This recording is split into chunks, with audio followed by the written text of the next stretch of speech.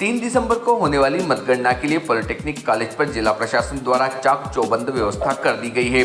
प्रशासन ने समय रहते सभी तैयारियां पूर्ण कर ली है। चुनाव परिणाम को देखते हुए मतगणना स्थलों के अलावा धार जिला मुख्यालय सहित सभी तहसील मुख्यालय पर सुरक्षा के पुख्ता इंतजाम किए गए हैं। अपर कलेक्टर एवं उप जिला निर्वाचन अधिकारी अश्विन रावत ने आज पत्रकार वार्ता में मतगणना केंद्र की जानकारी देते हुए बताया कि 3 दिसंबर को सर्वप्रथम मतगणना में लगे समस्त कर्मचारियों को गोपनीयता की शपथ दिलवाई जाएगी। उसके पश्चात प्रातः 8 बजे डाक मत पत्रों की गणना होगी। उसके पश्चात 8:30 बजे से ईवीएम मशीनों की मतगणना आरंभ होगी।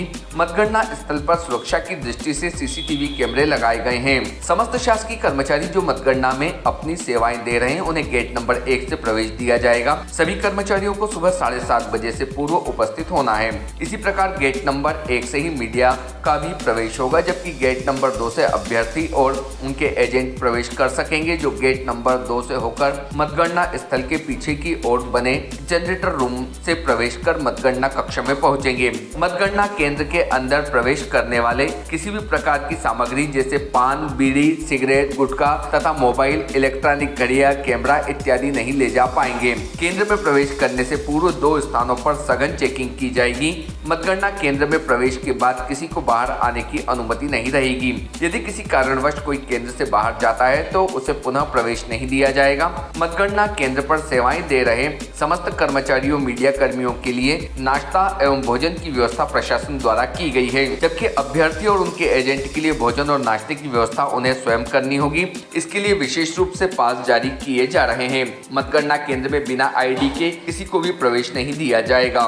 चुनाव परिणामों को लेकर प्रशासन द्वारा शहर में डिस्प्ले की भी व्यवस्था की गई है, जहां आम नागरिक डिस्प्ले पर चुनाव परिणामों को देख सकेंगे। भारतीय न्यूज के लिए धार से साबिर खान एफएम की रिपोर्ट। धार जिले में मतगणना की सारी व्यवस्था पॉलिटेक्निक धार में रखी गई है और शासकीय महाविद्यालय के बगल से जो गेट है वहाँ से सारे वाहन, सभी तरह के अभ्यर्थियों के और कर्मचारियों के सबके वाहन वहीं से आएंगे। और पॉलिटेक्निक का जो गेट नंबर 1 है वहाँ से सारे शासकीय कर्मचारी जो गणना कार्य में लगे हुए हैं उनका प्रवेश रहेगा। मीडिया कर्मियों का भी प्रवेश वहीं से रहेगा। और जो गेट नंबर 2 है वहाँ से सारे अभ्यर्थी और उनके गणना एजेंटों का प्रवेश रहेगा। और अभ्यर्थियों के लिए जो गणना एजेंटों के लिए जो खाना वगैरह ले जाने की व्यवस्था है वो भी उनके गेट नंबर 2 से रहेगी। और कर्मचारियों के लिए खाना ले जाने की और दूसरी व्यवस्था है वो उनकी गेट नंबर 1 से रहेगी। दोनों के लिए पृथक पृथक पथ बनाया गया है। और जो इलेक्शन जो एजेंट हैं और जो अभ्यर्थी हैं वो उनको जो बिल्डिंग है उसके जो पीछे जो गेट है, जो हम जब घूम के जाते हैं जहाँ से कुक्षी वगैरह का सामान जमा हुआ था, उस गेट पे उनकी फ्रेशिंग होकर के वहाँ से उनका ऊपर वो अपने अपने रूम्स में वहाँ से पहुँचेंगे।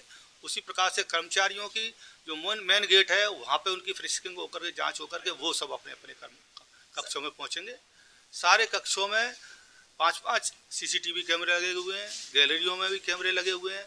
सारे स्ट्रांग रूम में कैमरे लगे हुए हैं। ईवीएम का मूवमेंट कहाँ से कहाँ हो रहा है वो पूरा हर कमरे में उसका पूरा डिस्प्ले होगा।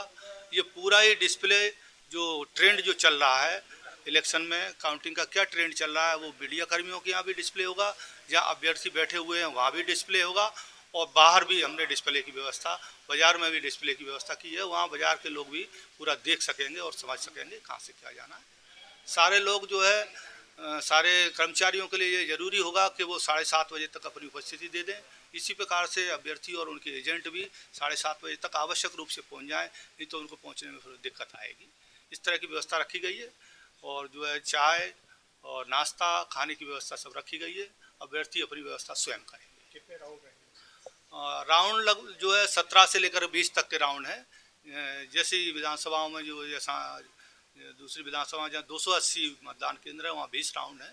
जहाँ उससे कम है वहाँ 19 है, 18 राउंड है और 17 राउंड जो है विधानसभा धार में रखे गए हैं। इस प्रकार से काउंटिंग की व्यवस्था। सर, इलेक्ट्रॉनिक गैजेट्स वगैरह के लिए क्या रहेगा? जो इलेक्ट्रॉनिक्स गैजेट्स हैं, किसी भी तरह के मोबाइल है, उसकी घड़ी है, इलेक्ट्रॉनिक घड़ी है या कैमरा है और दूसरी तरह की, वो सारे के सारे प्रतिबंधित रहेंगे। वो वहाँ नहीं ले जा सकेंगे। वो पहले से फिक्सिंग में वहीं जमा करा लिए जाएंगे। इसलिए ये अच्छा रहेगा कि वो वहाँ लेके ही न जाएं तो ठीक रहेगा। आयोग ने जिनको परमिशन दी है, जिनके पास में ईटीपीवीएस वगैरह के लिए ओटीपी आना है या जिनको जानकारी देना है, केवल वो जो सूची आयोग से आई है वो ही केवल अपना मोबाइल लेके जा पाएंगे, उसके अलावा कोई दूसरा लेके नहीं जा पाएगा। Subscribe now to most exciting channel ever.